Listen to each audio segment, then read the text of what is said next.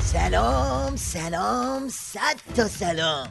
این شما و این تازه ترین لگد پرونی شیخ اکبر به آبگاه مقام عظمای وقاحت. اکبری بزن ببینیم چی کار میکنی. فقدان رهبری جامعه و شرایط خون مردم و جوانان رو در خیلی از کشورهای اسلامی به هدر داد. حل مسائلی مثل پایان جنگ 8 ساله، بنبست شکنی، قانونگذاری و تأسیس مجمع تشخیص مصلحت نظام برخواسته از درایت سیاسی بود که هیچ کس غیر ایشون نمیتونست حل بکنه.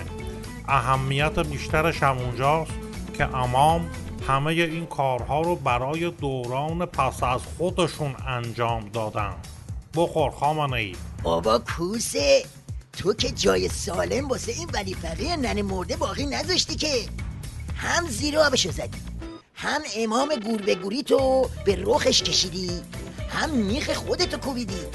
خب نمیگی سید علی قات میزنه شربت مداری رو میفرسته سر وقتت، بعد اون وقت پخت میکنه؟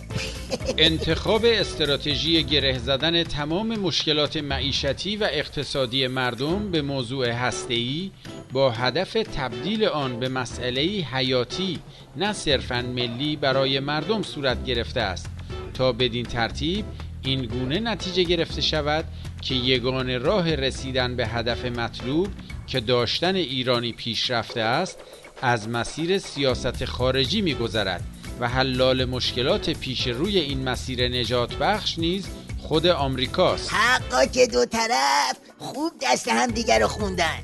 از قدیم گفتن هر کی به فکر خیشه کوسه به فکر ریشه.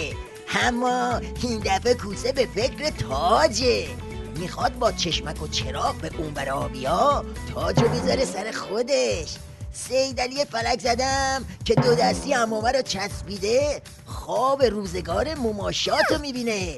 اما جفتشون کشک میسابند. چه کشکی بابا، خانه از پای بس ویران است. آقا جون بی خود دلتون رو صابون نزنین. تاج کدومه؟ ملت تختو از زیرتون میکشن.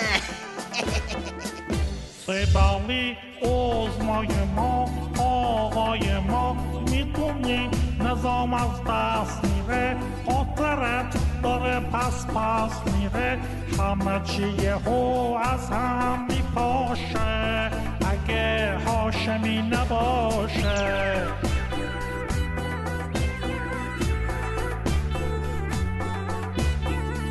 خفه شو ای فتنه‌گر کوسه گر، فکر نکن شدی شیخ اصلاحات، زر نزن مثل نقل و نبات، مگه میذارم جامو بگیری خودت زودتر میمیری.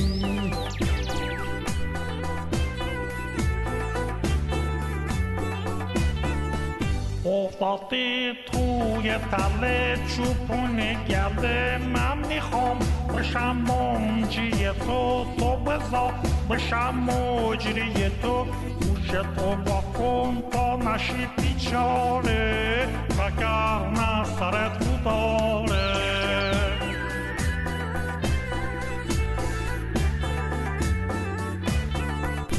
مگه من مثل راه لب که میدی هلم، تو میخوای جام زهر بخورم، سرمو با دستم ببرم، کور خودی بابا برو پی کارت، بکن فکر حال زاره.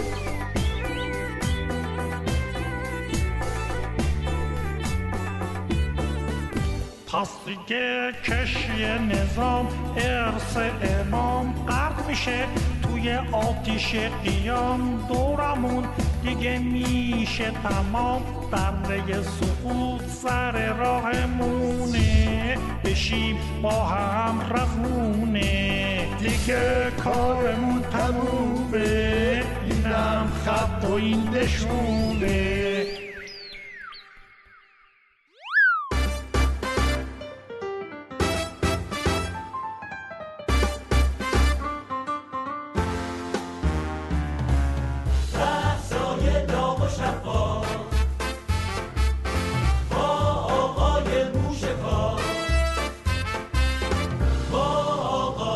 موشکافی